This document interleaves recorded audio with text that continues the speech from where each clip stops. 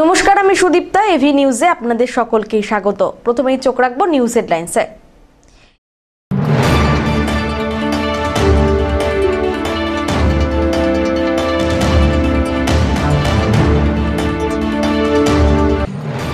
জবরদখল মুক্ত অভিযানে পুরসভা শহরের গুরুত্বপূর্ণ রাজবাড়ী সিংহদুয়ার সংলগ্ন এলাকায় জবরদখল মুক্ত করতে অভিযানে নামল পুরসভা।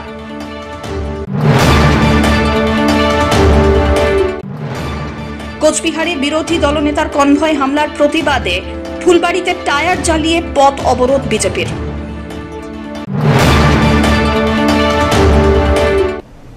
এবার আসছে বিস্তারিত সংবাদে।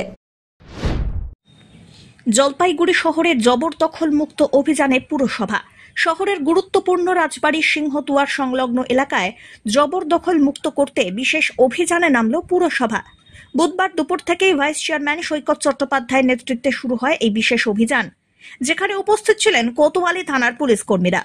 অভিযানের সময় দেখা যায় রেলিং টপকে বেশ কয়েকজন ব্যবসায়ী দীর্ঘদিন ধরে অবৈধভাবে দোকান নির্মাণ করে ব্যবসা চালাচ্ছিলেন। পথচারীদের চলাচলের পথ দখল হয়ে পড়েছিল বলে অভিযোগ। পুরসভার কর্মীরা সে সমস্ত অবৈধ কাঠামো ভেঙে সরিয়ে দেন। ভাইস চেয়ারম্যান জানান, জবরদখল করে ব্যবসা চালানো কোনোভাবেই বরদাস্ত করা হবে না। এ বিষয়ে আগেই ব্যবসায়ীদের সতর্ক করা হয়েছিল, কিন্তু সতর্ক বার্তা অগ্রাহ্য করায় পুরসভা বাধ্য হয়ে এই পদক্ষেপ নিয়েছে। পুরসভার তরফ থেকে জানানো হয়, শহরের অন্যান্য এলাকাতেও ধাপে ধাপে অভিযান চলবে, যাতে সাধারণ মানুষের জন্য পথ চলা নির্বিঘ্ন হয়। দেখুন, 150 বছরের উপর বয়স জলপাইগুড়ি শহরে ডিভিশনাল হেডকোয়ার্টার। সেখানে সিংহদুয়ার দিয়ে পৌরসভা সুন্দরভাবে সাজানো পার্ক, সেই পার্ক ভেঙে কিছু মানুষ ঢুকে জবরদখল করে সেখানে ব্যবসা করছিলেন। তাদেরকে বহুবার বলা হয়েছিল, প্রায় 1 বছর ধরে বলা হচ্ছিল। লাস্ট 3 দিন আগে আমি এসে বলে গেছিলাম, তারপরেও তারা কর্ণপাত করেন। আজকে জলপাইগুড়ি পৌরসভার তরফ থেকে আমি উপস্থিত হয়েছি, এক্সিকিউটিভ অফিসার WBCS অফিসার উপস্থিত হয়েছেন, পুলিশ প্রশাসন সবাই উপস্থিত হয়ে আজকে আমরা যে এনক্রোচমেন্টটা করেছিল পার্কের সেটাকে আমরা এনক্রোচমেন্ট মুক্ত করলাম। এবং একই সাথে রাজবাড়ির যারা আছেন, এখানে রাজবাড়ির যে উত্তরাধিকার আছেন, তারা একটা হোটেলের মতো বানিয়েছেন, সেখানে বিল্ডিং প্ল্যান ছাড়া। তাকে বললাম এই হোটেলে রাখা যাবে না, বিল্ডিং প্ল্যান পাস করতে হবে। তাকেও আমরা একটা ওয়ার্নিং দিয়ে গেলাম, সেও বললো আমরা পৌর আইন মেনে কাজ করব। এবং এছাড়া যারা যারা রাস্তা ফুটপাথ দখল করে এইভাবে হঠাৎ 7 দিন 10 দিন পর এসে বসে যাচ্ছে, নাম নাই, ঠিকানা নাই, কোথায় থাকে কোথায় বাড়ি কিচ্ছু জানা নেই, ঠিক আছে, এটা শহরের মানুষের চলাচলের রাস্তা আটকাচ্ছে, অ্যাক্সিডেন্ট প্রবণতা বাড়িয়ে দিচ্ছে এবং একই সাথে শহরকে বিশ্ব দূষণ করছে। এর বিরুদ্ধে আজকে থেকে পৌরসভা ধাপে ধাপে আবার নাম। সামনে তো পুজো, তাহলে কি এটা ধাপে ধাপে সমস্ত ধাপে ধাপে করবো। দেখুন, আমরা যারা অনেক পুরনো হকার, তাদের যেমন মাননীয় মুখ্যমন্ত্রী একটা রিহ্যাবিলিটেশনের কথা বলেছেন, সেই প্রোগ্রামটাও আছে। কিন্তু আমি কি বলছি, শহরের ফেব্রিক যারা নষ্ট করে দিচ্ছে, শহরের চিন্তন মননকে যারা আঘাত করছে, যারা শহরের সৌন্দর্যায়নকে ভেঙে দিচ্ছে, শহরের মানুষ চলার পথ যারা আটকে দিচ্ছে, অ্যাক্সিডেন্টের প্রবণতা বাড়িয়ে দিচ্ছে, তার বিরুদ্ধে তো পৌরসভা চুপ করে বসে থাকতে পারে না। কারণ 2,29,000 মানুষ এই শহরে বসবাস করে। আমরা ধাপে ধাপেই তাই জন্য সমস্ত জায়গা বুঝে, সিচুয়েশন বুঝে আমরা এই এনক্রোচমেন্ট তোলার কাজ আমরা প্ল্যানিং এবং প্রপার ইমপ্লিমেন্টেশনের মাধ্যমে করা আজকে শুরু করি। হ্যাঁ, বলছি যে আপনার এটি ভাঙার কথা বললো, কী বলেন? আমার সঙ্গে যেটুকু কথা আছে সেটা পৌরসভার যা আইন আছে সেই মেনে আমি জমা দেবো ড্রয়িং। ওরা একটা স্ল্যাব নিয়ে কথা বলছিল, স্ল্যাবটা ড্রেনের উপরে আছে, ড্রেন টপকে তার লোক আসতে পারবে না, স্ল্যাব করা হয়েছে, বলে সাধ্য করে দিতে করে দেবে। পৌরসভা যা বললো সেই নিয়ম অনুযায়ী আপনি করবেন। ওরা কি আজকে মৌখিকভাবে একটা নোটিশ দিল আপনাকে? হ্যাঁ, বলছি। ধীমান রায়ের রিপোর্ট।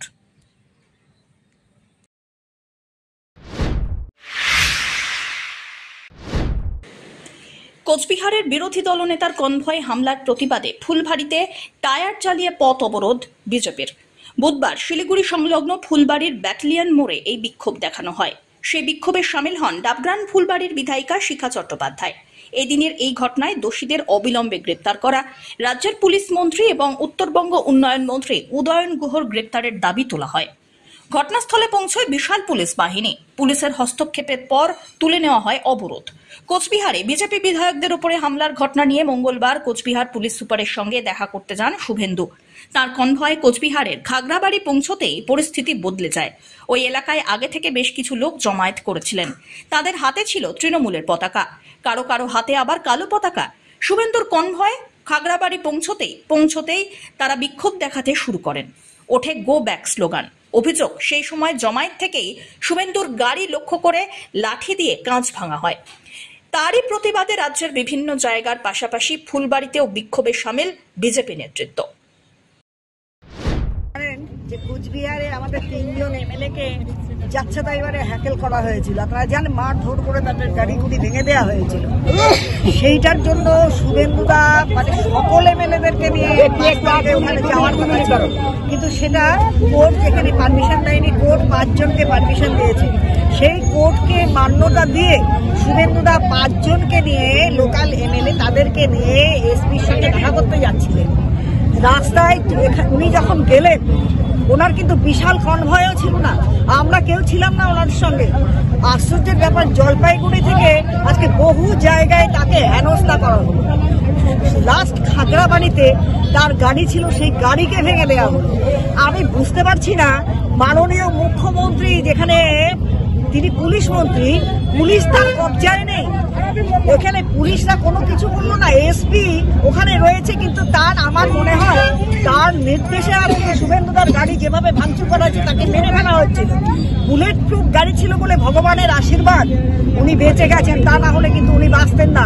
মমতা ব্যানার্জি কি ভেবেছেন পশ্চিমবঙ্গটা ওনার বাপুতি সম্পত্তি, না উদয়নগুহ ভেবেছে ওই উত্তরবঙ্গটা, কোচবিহারটা ওনার বাবার দেওয়া সম্পত্তি, ওনাকে তালুক লিখে দিয়েছিলেন? আমি জিজ্ঞেস করতে চাই, কে উদয়ন গুহ? এই উদয়ন গুহ যিনি নিজের বাবাকে চোর বলেন, একটা অকাল কুৎসন্ন মানুষ, অকাল কুৎসন্ন লোক। সেই লোকটা তৃণমূল কংগ্রেসে গিয়ে রাজা হয়ে গিয়ে ভাবছেন যে এই সমস্ত তালুক আমার। কি ভেবেছে কি এই জিনিস চলতে পারে না? তবুও শুভেন্দু দাস এত কিছুর পরেও, এত হ্যাকেল করার পরেও তিনি কিন্তু এসপির কাছে গিয়ে তিনি জমা দিয়েছেন, ডেপুটেশন জমা দিয়েছেন। তার কাজকর্ম সেরে তিনি ভদ্রভাবে চলে এসেছেন, কারোর সঙ্গে কোনো দুশ্মনী করেননি। অথচ অত লোক জমা করে, রোহিঙ্গাদের জমা করে, যারা ওখানে ছিল তারা মুসলিম রোহিঙ্গা, আমাদের ভারতীয় মুসলিম নয়, তারা বহিরাগত, তারা বাইরে থেকে তারা এসেছে, এসে এখানে হামলা করছে। এই জন্য মমতা ব্যানার্জি কোনো বর্ডারের এলাকাতে বেড়া দেওয়া পছন্দ করেন না, তিনি কিন্তু কোনোদিন ওখানে বেড়া দিতে দেন না। একটাই কারণ, ওই রোহিঙ্গাদের ঢুকিয়ে তিনি এখানে ভোটার লিস্টে নাম তুলবেন, আধার কার্ডে নাম তুলে দেবেন, তুলে দিয়ে আগামী দিন ভোট ব্যাংকটা তিনি কায়েম রাখবেন, যেভাবে আজ পর্যন্ত চলে আসছে। আর ওই রোহিঙ্গাদের ভোটে উনি কিন্তু জিতে আসছেন। আগামী দিন এই জিনিস হতে পারে না। সুস্মিতা চন্দ্রের রিপোর্ট।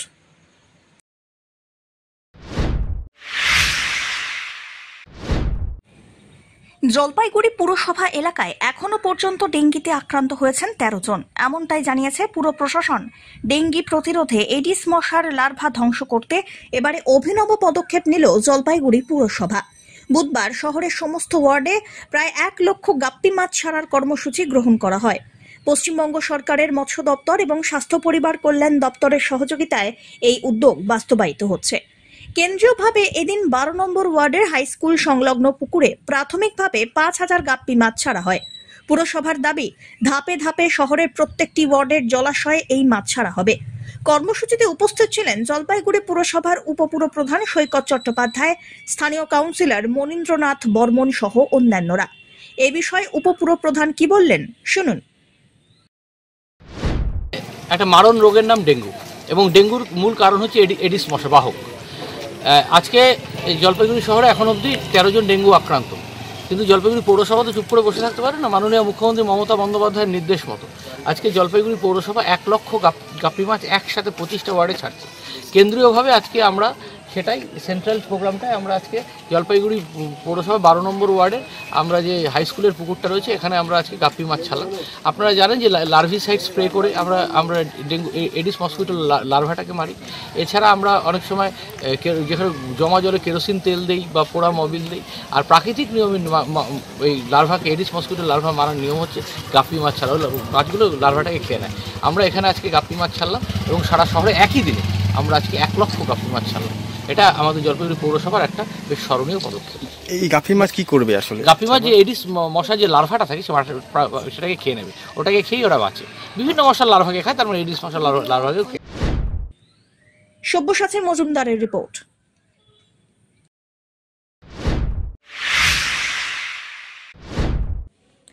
প্রযুক্তির মধ্যে দিয়ে পড়াশোনায় মনোযোগ, কম্পিউটারের টানে চা বাগানের গণ্ডি পেরিয়ে ভবিষ্যতের স্বপ্ন আঁকছে জলপাইগুড়ির চা বাগানের মেয়েরা।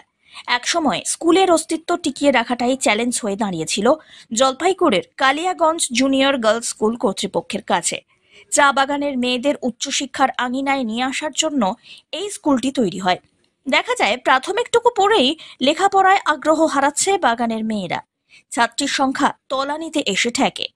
এমন অবস্থায় বাড়ি বাড়ি ঘুরে স্বপ্ন দেখালেন দিদিমণিরা। সেই স্বপ্নেই এখন বিভোর কালিয়াগঞ্জ জুনিয়র গার্লস স্কুলের ছাত্রীরা। স্কুলের কম্পিউটার ঘরটি এখন হয়ে উঠেছে ড্রিমল্যান্ড, আর যার টানে প্রতিদিনই স্কুল আসা, মাউসে হাত রেখে স্বপ্ন আঁকা। ফার্স্ট লার্নিং জেনারেশনের মেয়েদের এইভাবে বাঁধতে পেরে, ভবিষ্যতের স্বপ্ন দেখাতে পেরে অত্যন্ত খুশি শিক্ষিকারা।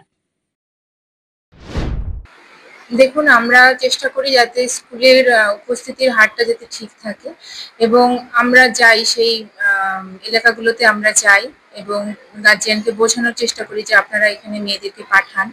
হ্যাঁ, আমরা সর্বতোভাবে চেষ্টা করি বাচ্চাদের সঠিকভাবে গড়ে তোলার জন্য। তো এই সবার প্রচেষ্টার জন্যই আমরা মোটামুটি এখনো অস্তিত্বটা টিকিয়ে রাখতে পেরেছি। তো সেই ক্ষেত্রে ধরুন কম্পিউটারের প্রতি মেয়েদের একটা আগ্রহ আছে, সেজন্য বাচ্চারা আসে। তারপর নানান অ্যাক্টিভিটির মধ্যে তাদের রাখা হয়, খেলাধুলা, হাতের কাজ, পড়াশোনার সাথে সাথে এগুলো আমরা। হ্যাঁ, না, এটা তো অবশ্যই, ওটার প্রতি ওদের প্রচন্ডই আগ্রহ আছে, কম্পিউটারের প্রতি, এবং মেয়েরা যথেষ্ট ভালোভাবে জিনিসটাকে শেখার প্রতি যথেষ্ট আগ্রহ আছে। ওদের উৎসাহ প্রচন্ড। ওরা ওই কম্পিউটার ক্লাসের জন্যই মেনলি প্রতিদিন আসে। ওরা ভীষণ আগ্রহী, ওরা ভালো করে কম্পিউটারটা শিখছে, পারেও সবকিছু মোটামুটি যা যা শেখানো হয় করতেও পারে। হ্যাঁ, এখানে ডেঙ্গুয়াজার চা বাগান রয়েছে, রায়পুর রয়েছে, ডোডালিয়া। হ্যাঁ, এর জন্য আসে। আর তাছাড়া হাতের কাজ, আমাদের অনেক অ্যাক্টিভিটি করানো হয়, কারণ শুধু পড়াশোনা করলে ওরা তো ঠিক মনোযোগী হয় না। তো পড়াশোনার সাথে সাথে এগুলো করলে ওরা আসেও। আর মিড ডে মিলটাও ভালো মতন করে দেখা হয়, সেজন্য যাতে ওরা ঠিক মতন সবকিছু পায়।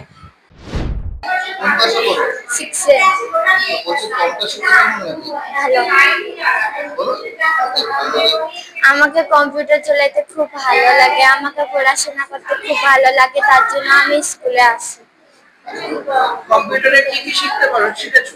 ওয়ার্ড, ড্রয়িং, অনেক কিছু। কম্পিউটার চালানোর জন্য কি রোজ স্কুল আসতে ইচ্ছে করে? হ্যাঁ। তুমি কোন ক্লাসে পড়ো? 6। কম্পিউটার শিখতে কেমন লাগে? ভালো লাগে। আমাদের কম্পিউটার করে ভালো লাগে, আর পড়াশোনা করে ভালো লাগে। কম্পিউটার জন্য কি স্কুলে আসো? ভালো লাগে স্কুলে আসতে? হ্যাঁ। কিসের জন্য ভালো লাগে? কম্পিউটার আর পড়াশোনা করে। পিনাকি শিলের রিপোর্ট।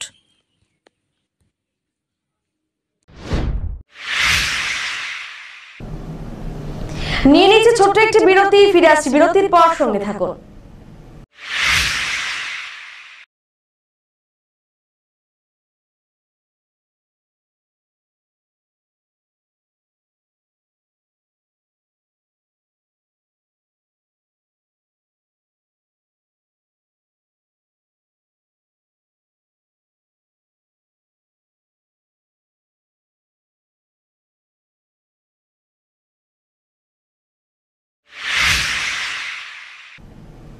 ফিরে এলাম বিরতির পর। জলপাইগুড়ি নাগরিক সংসদের উদ্যোগে সাংবাদিক সম্মেলন, অভয়ার ন্যায় বিচারের দাবিতে মিছিলের ডাক। জলপাইগুড়ি নাগরিক সংসদের পক্ষ থেকে বুধবার জলপাইগুড়ি প্রেস ক্লাবে সাংবাদিক সম্মেলন করে জানানো হয়, আগামী 9 আগস্ট অভয়া হত্যাকাণ্ডের 1 বছর পূর্ণ হচ্ছে, কিন্তু এখনো পর্যন্ত ন্যায় বিচার অধরা। এরই প্রেক্ষিতে জলপাইগুড়ি নাগরিক সংসদের পক্ষ থেকে ওই দিন বিকেল 5:30টায় অভয়া চত্বর অর্থাৎ থানা মোড় থেকে কদমতলা পর্যন্ত এক প্রতিবাদ মিছিল এবং জনসমাবেশের আয়োজন করা হয়েছে। এই কর্মসূচির মাধ্যমে জেলার সাধারণ মানুষকে অভয়ার ন্যায় বিচারের দাবিতে একত্রিত হওয়ার আহ্বান জানানো হয়। এদিনের সাংবাদিক সম্মেলনে উপস্থিত ছিলেন জলপাইগুড়ি নাগরিক সংসদের সভাপতি ডক্টর পান্থ দাশগুপ্ত, প্রশান্তনাথ চৌধুরী, গণেশ ঘোষ, ভার্গবী হোম রায়, জয়দীপ রায় সুপর্ণা দাশগুপ্ত, শুভঙ্কর সিনহা, সুমিত হোমরায় প্রমুখ। আগামী 9ই আগস্ট অভয়ার মৃত্যুর 1 বছর পূর্ণ হতে যাচ্ছে। আপনারা জানেন যে গত 20শে আগস্ট জলপাইগুড়ির বুকে নাগরিক সংসদের জন্ম।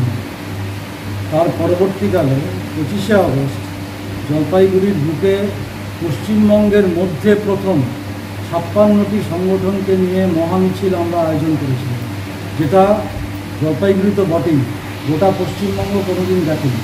সেই মিছিলে এমন অনেক লোক পা মিলিয়েছিলেন, এমন অনেক সংগঠন এসেছিলেন, গিগ ওয়ার্কারদের সংগঠন, যোগা যারা শেখায় তাদের সংগঠন, তাইকোন্ডো ক্লাব তাদের সংগঠন, তারা সবাই এসেছিলেন যারা ইতিপূর্বে কোনো নাগরিক আন্দোলন বা রাজনৈতিক সভা সমিতিতে যান না।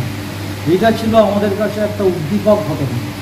আমরা সেই দিন থেকে আজ পর্যন্ত প্রতি মাসে একাধিক, কোনো মাসে 3-4 বার আমরা নানা রকম আন্দোলন কর্মসূচি এগুলো নিয়েছি এবং প্রতিটি কর্মসূচিতেই আমাদের ক্রমশ ফলবর বৃদ্ধি হয়েছে, বেশি বেশি মানুষ এসছে।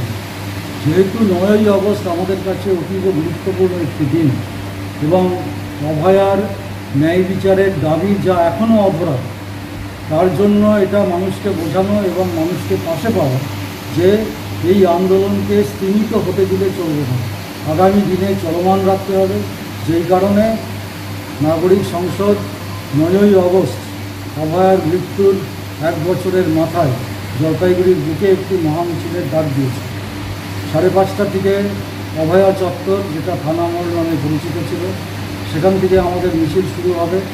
শহর পরিক্রমা করে আমরা কদমতলার মোড়ে জমায়েত হব। কদমতলার মোড়ে আমাদের সমাবেশ এবং সাংস্কৃতিক অনুষ্ঠান সেই দিন হবে। সবটাই হচ্ছে অভয়া স্মরণ করে। এবং আপনারা এটাও জানেন যে 14ই আগস্ট গত বছর পশ্চিমবঙ্গের মা বোনেরা ইতিহাস সৃষ্টি করেছিল। ভারতবর্ষের বুকে 1 কোটি মানুষ, মহিলা সহ, তারা রাস্তায় নেমে তাদের অধিকারের কথা সোচ্চারে বলছে মধ্যরাতে। এটা ছিল নতুন ঘটনা। যেহেতু তারপরে নাগরিক সংসদ তৈরি হয়েছে, আমরা 14ই আগস্টটাকেও স্মরণ করব একই জায়গায়। কদমতলার মোড়ে মধ্যরাতে আমরা জাতীয় পতাকা উত্তোলন করব এবং সাংস্কৃতিক অনুষ্ঠান এবং বক্তব্যের মাধ্যমে আমাদের মহিলারা পুরোভাবে থাকছেন এই পুরো 14 তারিখের অনুষ্ঠানকে সফল করার জন্য। তাদের পাশে আমরাও থাকব। সব্যসাচী মজুমদারের রিপোর্ট।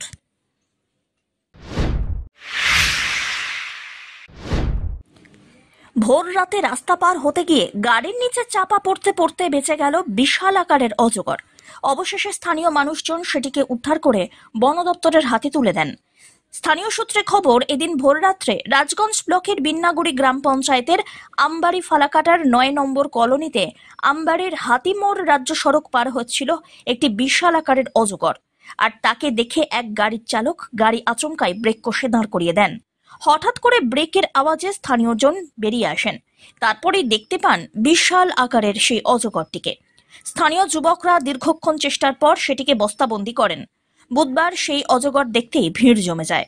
পরে আমবাড়ি ফালাকাটার রেঞ্জ অফিসের বনকর্মীদের হাতে তুলে দেওয়া হয় সেই বিশাল আকার অজগরটিকে। স্থানীয় মানুষ জানান, সেটি লম্বায় প্রায় 9 ফুট। এর আগেও এই ধরনের অজগর দেখা গিয়েছে এলাকায়। আরে কালকে রাত্রেবেলা ঘরে ছিলাম, তো যার দোকান সে ফোন করলো, বললো যে একটা সাপ বেরিয়েছে। তো আসার পরে দেখলাম যে এখানে অনেক বড় একটা অজগর সাপ ছিল। তারপরে এই বন্ধুকে ডাইকে নিয়ে দুজনে মিলে ধরে রেখে দিয়েছিলাম। তো এটাকে এখন রেঞ্জার অফিসে জমা করতে যাচ্ছি। কোথা থেকে আসলো বলছিল তো লোক জঙ্গল থেকে বেরোছিল, 2 জন ছিল, এক ড্রাইভার গাড়ির। ওরা থামায় দেখছিল যে জঙ্গল থেকে বেরোছিল। হ্যাঁ, রাস্তা পার হচ্ছিল। এর আগেও দেখা? এর আগেও হ্যাঁ, অনেকবার কয়েকটা ধরা হয়েছে। তো ওগুলো আরো বেশ বড় ছিল, তো এগুলো অনেক ছোট। লম্বা আনুমানিক 9-10 ফিট তো হবে। এখন কোথায় নিয়ে? এই রেঞ্জার অফিসে দিয়ে দিব। নিজেরাই ধরা? রাজগঞ্জ থেকে সুস্মিতা চন্দ্রের রিপোর্ট, এভি নিউজ।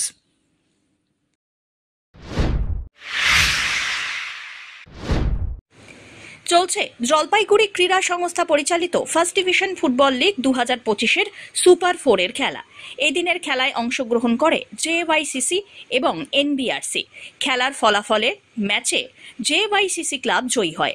জেওয়াইসিসি ক্লাব 4 গোল করে। ক্লাবের পক্ষ থেকে গোল করেন সিদ্ধার্থ রাম, খোকন দাস 2 গোল, জ্যোতির্ময় রায়। অন্যদিকে এনবিআরসি ক্লাব করে 3 গোল। ক্লাবের হয়ে গোল করেন দীপাঞ্জন মল্লিক, গৌরব সরকার, রোহিত হোসেন।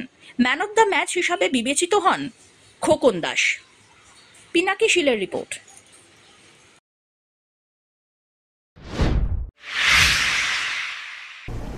শেষ করবার আগে নিউজ হেডলাইন্স আরো একবার।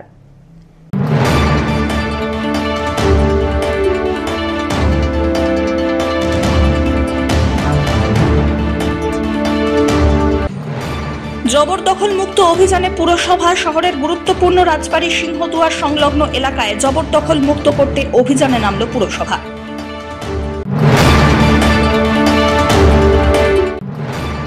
কোচবিহারে বিরোধী দলনেতার কনভয় হামলার প্রতিবাদে ফুলবাড়িতে টায়ার জ্বালিয়ে পথ অবরোধ বিজেপির।